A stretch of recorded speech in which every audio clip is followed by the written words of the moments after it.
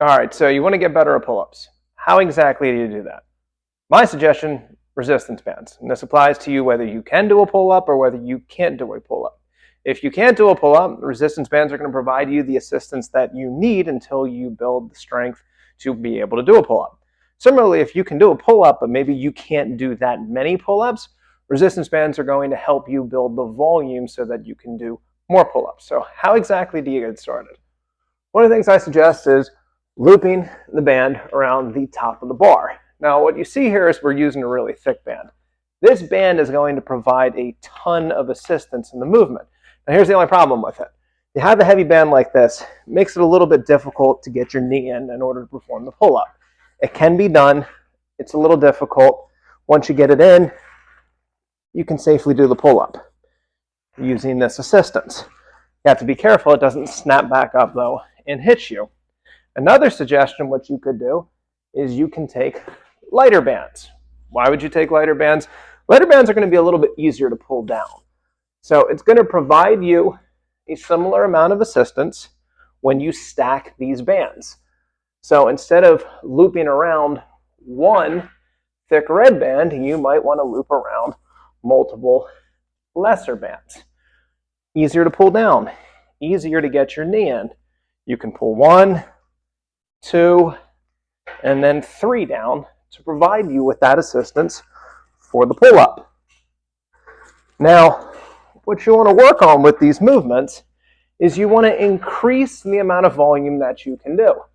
Over time, what you're going to do is you're going to work on the amount of assistance that you need. So, for example, if you can't do any pull-ups and you want to work on doing pull-ups, you're going to start off with a tremendous amount of assistance. You're going to stack the bands so they allow you to comfortably do multiple reps of the pull-ups. Now, when that gets easier, you're going to drop down on a band. So, for example, if you were doing the green, the blue, and the yellow, maybe you give it a try on the blue and the green. See if this provides you with enough assistance in order to be able to do the pull-up. Maybe this is still difficult. Maybe you'll drop the green, pull the yellow over, put your knee in it then. Work on doing your pull-ups this way. Again, this is something that applies whether you can do a pull-up or you can't do a pull-up. If you can't do a pull-up, you're going to start off with bands that provide you a tremendous amount of assistance. You're going to work on building volume in the movement. Once you get to where you can do a fairly significant number of reps, it's time to drop down to a band that provides less assistance.